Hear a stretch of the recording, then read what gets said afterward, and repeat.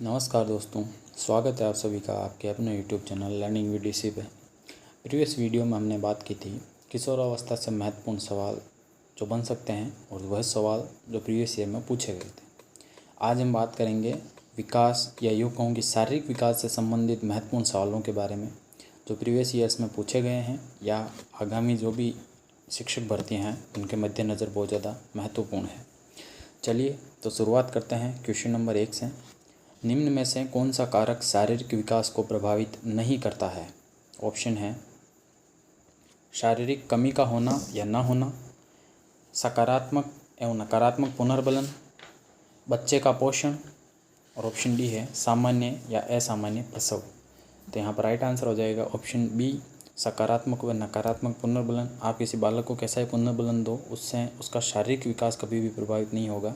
ठीक है, मानसिक या संज्ञानात्मक विकास जरूर प्रभावित हो सकता है, लेकिन शारीरिक विकास को यह प्रभावित नहीं करेगा, इसलिए ऑप्शन बी यहाँ पर राइट हो जाएगा। क्वेश्चन नंबर 2 देखिए, किस अवस्था में विकास की दर सबसे धीमी होती है? ये सवाल जो है एक विकास का सिद्धांत जिसको हम कहते हैं उससे संबंधित है। बात करेंगे कौन सा है, ऑप्शन देख लीजिए पहले। किशोरावस्था, बाल्यावस्था, शैशवावस्था और भ्रूणावस्था। तो आपको बताना है इन चारों ऑप्शंस में से कौन से में विकास की दर सबसे धीमी या सबसे स्लो होती है। राइट आंसर हो जाएगा ऑप्शन बी, बाल्यावस्था। अब आपने पढ़ा होगा विकास का एक वर्तुलाकार सिद्धांत होता है, यानी कि विकास जो होता है हमेशा लंबवत नहीं होता है, वर्तुलाकार होता है ऐसे करके। ठीक है, तो इस दौरान आप देखेंगे कि जब ये आगे बढ़ता है, ऐसे आगे बढ़ने के बाद वापस एक राउंड पीछे आता है, फिर आगे बढ़ता है, फिर पीछे आता है। तो आगे बढ़ने का मतलब तो है कि विकास की गति तेज़ है, और वापस पीछे आने का मतलब है कि विकास की गति कैसी है, धीमी है। तो इसको आप ऐसे भी समझ सकते हो कि गर्भावस्था या शैशवावस्था के दौरान तो ये होती है तेज़, फिर बाल्यावस्था के दौरान ये वापस स्लो हो जाती है, फिर किशोरावस्था के दौरान वापस तेज़ हो जाती है। इस प्रकार से विकास की दर चलती है। क्वेश्चन नंबर 3 देखिएगा, इंपॉर्टेंट है, एस्टेट में पूछा गया ये। जन्म के समय बालक के सिर और उसके शरीर की लंबाई का अनुपात कितना होता है? जन्म के समय की बात हो रही है। ऑप्शन है आपके 1:8, 1:4, 1:2 और 3:4। तो यहाँ पर राइट आंसर हो जाएगा ऑप्शन बी। जन्म के समय बालक का सिर और उसके शरीर की लंबाई जो होती है वो 1:4 के अनुपात में पाई जाती है। क्वेश्चन नंबर 4 देखिएगा, इंपॉर्टेंट सवाल है। नवजात शिशु का आकार व भार होता है? आरपीएससी लेक्चरर 2020 का सवाल है ये। ऑप्शन है 19.6 इंच और 7.8 पाउंड, 19.8 इंच और 7.7 पाउंड, 19.5 इंच और 7.5 पाउंड, 19.4 इंच और 7.4 पाउंड। इसका राइट आंसर हो जाएगा ऑप्शन सी, 19.5 इंच और 7.5 पाउंड। यानी जब बालक पैदा होता है उस दौरान उसका जो आकार होता है वो तो तकरीबन 19.5 इंच का होता है, और उसका जो वजन होता है या भार होता है वो तकरीबन 7.5 पाउंड होता है। ठीक है, क्वेश्चन नंबर 5 देखिएगा, किस उम्र तक बालक की दृष्टि व श्रवण इंद्रियां पूर्ण रूप से विकसित हो जाती है? मोस्ट इंपॉर्टेंट सवाल है, रीट 2016 का सवाल है, ये 2016 में पूछा गया था। ऑप्शन है आपके 3 से 4 वर्ष, 6 से 7 वर्ष, 8 से 9 वर्ष और नन ऑफ दीज। यहाँ पर राइट आंसर हो जाएगा ऑप्शन सी। जब बालक जो होता है वो 8 या 9 वर्ष का हो जाता है तकरीबन, उस दौरान उसकी दृष्टि और श्रवण इंद्रियां जो होती है वो पूर्ण विकसित हो जाती है, तब तक उसमें श्रवण और दृष्टि इंद्रियों का विकास चलता रहता है। तो इम्पोर्टेंट सवाल है, दिमाग में रखिएगा इसको। क्वेश्चन नंबर 6, शारीरिक विकास का क्षेत्र है? ये भी रीड 2016 का सवाल है।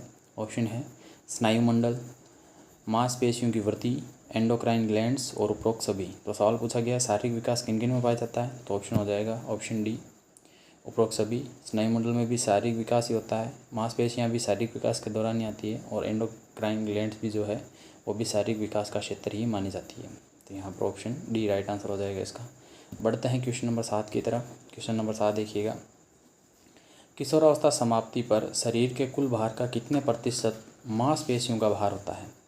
ऑप्शन है 40%, 35%, 45% और 33%। तो यहाँ पर राइट आंसर हो जाएगा ऑप्शन सी। जब बालक किशोर हो जाता है तो किशोर अवस्था के दौरान जो भी मांसपेशियाँ होती है वो कुल शरीर के भाग का 45% भाग बनाती है, या कुल वजन का 45% वजन जो है मांसपेशियाँ रखती है। क्वेश्चन नंबर 8 देखिएगा, मस्तिष्क के दोनों गोलार्ध आपस में जुड़े हुए होते हैं? इंपॉर्टेंट सवाल है। ऑप्शन है आपके कार्पस कैलोसम से, लिम्बिक सिस्टम से, सेरेबेलम से और सेरेब्रम से। तो इसका राइट आंसर हो जाएगा ऑप्शन ए। जो भी दोनों गोलार्ध हैं उन दोनों को जोड़ने वाले बीच के जो स्नायु होते हैं बड़े बड़े, उनको कार्पस कैलोसम बोला जाता है। क्वेश्चन नंबर 9 देखिएगा, बालक का विकास तीव्रगामी होता है, आपको बताना है किस एज में होता है ये। ऑप्शंस हैं जन्म से 1 वर्ष, जन्म से 2 वर्ष, जन्म से 5 वर्ष और जन्म से 10 वर्ष। तो यहाँ पर जो राइट आंसर है वो हो जाएगा जन्म से 2 वर्ष। ये आरपीएससी लेक्चर में पूछा गया था और एक्चुअली ये जन्म से 2 वर्ष इसलिए माना गया क्योंकि जन्म से 2 वर्ष तक का जो काल है यहाँ तक जो है इसको शेष अवस्था मान लिया गया है, ठीक है, आरपीएससी के हिसाब से, इसलिए ये तीव्रगामी है। और उसके बाद 2 से 10 तक का जो है उसको बाल्यावस्था माना है, उस दौरान वापस ये स्लो चलेगा, क्योंकि अभी हमने पढ़ा था वर्तुलाकार सिद्धांत, जिस दौरान एक बार फास्ट होता है फिर स्लो होता है, फास्ट होता है स्लो होता है, ये विकास का क्रम होता है। तो विकास जो होता है वो लंबवत ना होकर हमेशा कैसा होता है, वर्तुलाकार होता है। क्वेश्चन नंबर 10 देखिएगा, मनुष्य में हड्डियों की संख्या कम हो जाती है। ऑप्शन है आपके शेष अवस्था के बाद, बाल्यावस्था के बाद, किशोरावस्था के बाद और प्रौढ़ावस्था के बाद। तो यहाँ पर इसका राइट आंसर हो जाएगा हड्डियों की संख्या जो होती है वो बाल्यावस्था के बाद कम हो जाती है। ऐसा क्यों होता है? ऐसा इसलिए होता है क्योंकि बाल्यावस्था के बाद जो होता है इसमें अस्थिकरण की प्रक्रिया जो है शरीर में शुरू हो जाती है, यानी कि हड्डियाँ जो होती है वो जुड़ जाती है और कठोर होना स्टार्ट हो जाती है, ठीक है, ऑस्टिफिकेशन बोलते हैं इसको। तो इसकी वजह से जो है जो भी अस्थियाँ जो उपास्थियाँ थी पहले वो जुड़कर एक कठोर अस्थि का निर्माण करने लगती है और किशोरावस्था तक जाते जाते ये अस्थिकरण लगभग कंप्लीट हो जाता है और अंत में जो है तकरीबन 206 हड्डियाँ आपके शरीर में बचती है। क्वेश्चन नंबर 11, निम्न में से कौन सा विकास शिक्षक व विद्यालय द्वारा सबसे कम प्रभावित होता है, यानी कौन सा विकास का क्षेत्र जो है उसको शिक्षक और विद्यालय सबसे कम इफेक्ट डालते हैं। ऑप्शन है शारीरिक विकास, मानसिक विकास, सामाजिक विकास और संवेगात्मक विकास। तो इसका राइट आंसर हो जाएगा ऑप्शन ए, शारीरिक विकास जो है वो शिक्षक और विद्यालय से उतना संबंधित नहीं होता है। बाकी जितने विकास हैं मानसिक हुआ, संवेगात्मक हुआ और सामाजिक हुआ, ये सारे के सारे प्रत्यक्ष रूप से जो है शिक्षक से संबंधित होते हैं। क्वेश्चन नंबर 12, एक युग्मनज बनता है, यानी कि एक युग्मनज का निर्माण किस प्रक्रिया से होता है। ऑप्शन है आपके पृथक्करण से, विखंडन से, संलयन से और विभाजन से। ये इंपॉर्टेंट सवाल है, अच्छा सवाल भी है, तो इसका राइट आंसर हो जाएगा ऑप्शन सी, एक युग्मनज जो होता है वो संलयन से बनता है। कैसे? तो जब जो भी आपके युग्मक होते हैं, एक मेल का होता है जिसको हम स्पर्म बोलते हैं, एक फीमेल का होता है जिसको हम ओम बोलते हैं, तो ये दोनों जब मिलते हैं तो उसके बाद की जो आकृति बनती है उसको युग्मनज बोला जाता है, ठीक है। तो ये दोनों जब मिलेंगे या इन दोनों में जब संलयन होगा तभी जाकर युग्मनज का निर्माण होगा, इसीलिए युग्मनज बनता है संलयन से। और आज की स्लाइड का लास्ट सवाल देखिएगा, 16 वर्ष में मस्तिष्क का भार हो जाता है।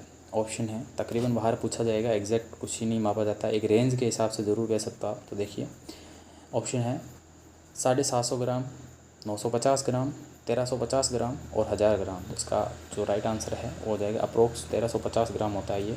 इसकी परास मानी जाती है 1200 से 1400 के बीच की, किसी के थोड़ा कम होगा तो 1200 ग्राम हो सकता है, किसी के थोड़ा ज़्यादा हो जाए तो 1400 ग्राम। तो अप्रोक्स जो है वो 1350 ग्राम हो जाता है किशोरावस्था के दौरान जो है मस्तिष्क का भार। वेल ये थे आज के शारीरिक विकास से संबंधित कुछ महत्वपूर्ण सवाल और प्रीवियस ईयर में आए सवाल। अगर आपको वीडियो अच्छा लगा है तो वीडियो को शेयर कीजिएगा। आप चैनल पर नए हैं तो चैनल को सब्सक्राइब कीजिएगा। मिलते हैं अगले वीडियो में, तब तक के लिए जय हिंद।